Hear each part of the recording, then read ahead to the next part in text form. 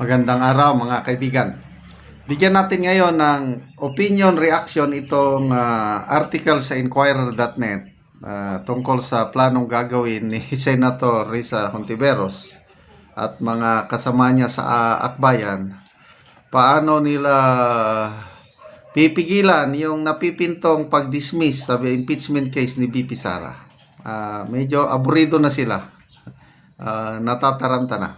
Ito, Nation News, Inquirer.net. Akbayan plans mass action to compel Senate to start Sara Duterte trial by Chari Abarca, June 6. Okay. A series of mass actions will be conducted by Akbayan Party List along with civil society coalition Tindig Pilipinas to demand the Senate to comply with its constitutional duty to try Vice President Sara Duterte in an impeachment trial. In a statement on Friday, Akbayan said the series of mass action will be held beginning June 9 to June 11. So ito na, parang people power kunuhay. 9, 10, 11, sila 3 days mass action. Ang tanong, gaano kadami? Ikumpara natin sa people power ng Iglesia ni Cristo. Ilang milyon yung nag-people power na sumuporta sa panawagan o kagustuhan ng Pangulong Marcos na huwag ituloy ang impeachment dahil nakakasira sa bansa. O millions, nationwide, baka abot ng 3 million yung people power ng kapatiran nating Iglesia ni Cristo. Nakinig ba ang mga kongresista? Wala, itinuloy pa rin. O ito ngayon, ang tanong, makaabot ba ng millions itong akbayan na people power para pakinggan ng mga senador? Okay. The mass action will kickstart with the People's March and an economical gathering in front of the Senate building in Pasay City on June 9 with a crowd of more than 3,000. 3,000 lang pala.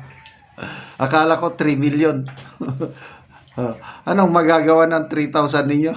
Baka 300 lang, baka mamaya may magreklamo na naman na hindi na ibigay yung usapan. Oh.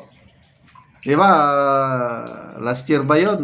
May mga ganyan na impeach VP Sara. Yun. Rally kunuhay. Mamaya magreklamo ang mga senior citizen. Hindi man nasunod yung usapan namin. Kahit pamasahe, walang naibigay. Ito, 3,000. Mass.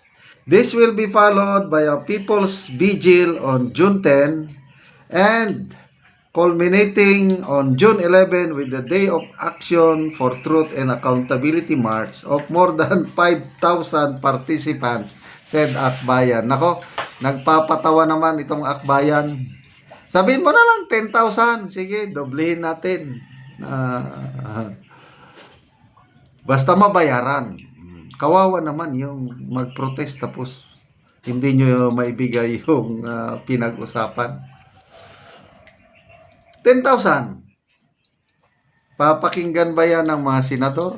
5,000 people na nagpro-protesta? Akbayan believes that the Senate should fulfill its constitutional duty to convene the impeachment court. O yan, paniniwala nyo lang. Bahala rin ang mga senador. Ang mga senador, accountable sila sa taong bayan.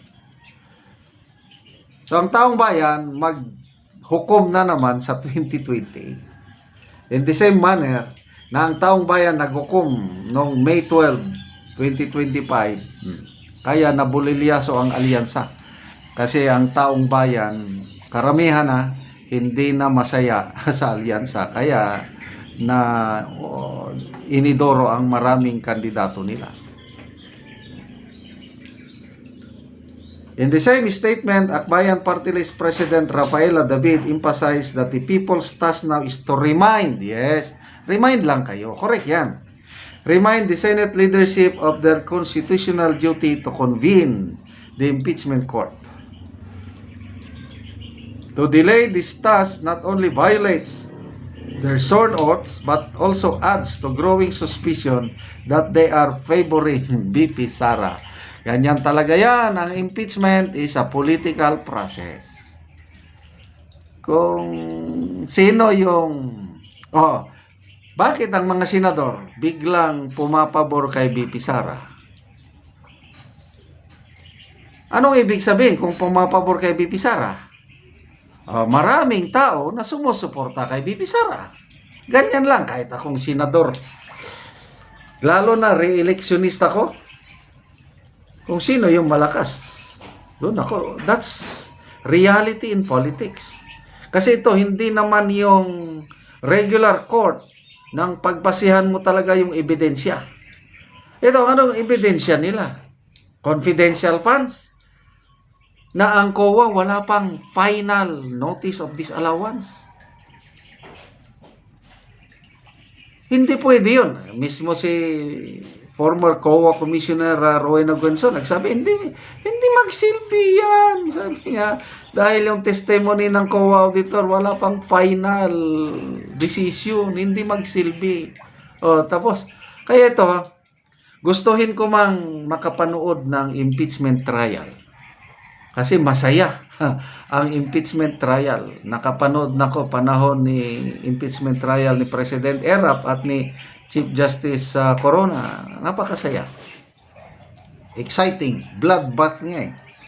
Kaya lang, in a way, sayang din yung gastos ng taong bayan sa impeachment court na wala namang katuturan. Kahit matuloy ang impeachment trial,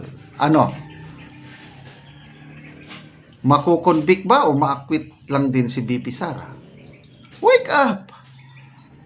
Bilang na yung mga senador. Pinakamababa yung 9 o 10 na boboto sa acquittal ni BP Sara. Why waste time? Kung talagang may kasalanan si BP Sara sa 2028, hukman ng taong bayan. Bakit ngayon sa mga survey siya pa rin nangunguna? Yun po. Kaya, isa lang ang malakas sa kalam, si BP Inday Sara. Okay. Salamat mga kaibigan sa inyong pagsubaybay sa ating channel. Nakakatulong kayo ng malaki sa tribong Talaandig ng Bukidnon dahil ang sweldo natin sa channel na ito is pantulong natin sa tribo. Mayroon tayong livelihood assistance sa kanila, nagpapatanim ng sayote. Kung may itinanim, may aanihin. Panoorin nyo ang video na ito. Muna ni sila ang nag-harvest silang manang og sayote. Muna ni sila. Bala brato, sir, basta nga makapalit na karibis may nakapalit na bugas. Pila kasako ang harvest ninyo manang? Napulo ra ni kasako. Kay 300 ra ang sako, nakuha na mo sako nga ipalit na mo, 25. Kapindra 200 ang sako. Sa ayun na lang isan kay makapalit na nito. So dito ay baan? Bugas. May na lang bahalag brato. Brato basta kay naka-harvest me. At least nga makapalit og bugas. So napulo karon kasako ang inyong na-harvest nang. Napulo karon. Pila mo ka tawo nga nag-harvest sa napulo kasako? Na, kuan ni. 5, 6. Uno mo sa napulo kasako. Naay isa na duha. Tag 300 lang ang sako. To 75 ra ang imong kuan kay 25 ang sako. Pila karon ang gantang bugas?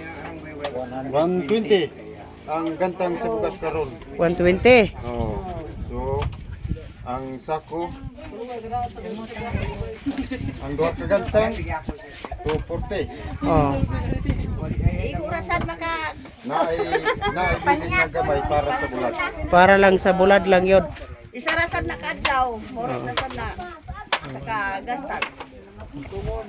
Salamat karon sa salamat kay nakatanong sayute. Bala brato, basta kay makakaon ni. Sige, manang Kapalit na salamat. mo bugas. Sige, salamat. Magbulad. Oo.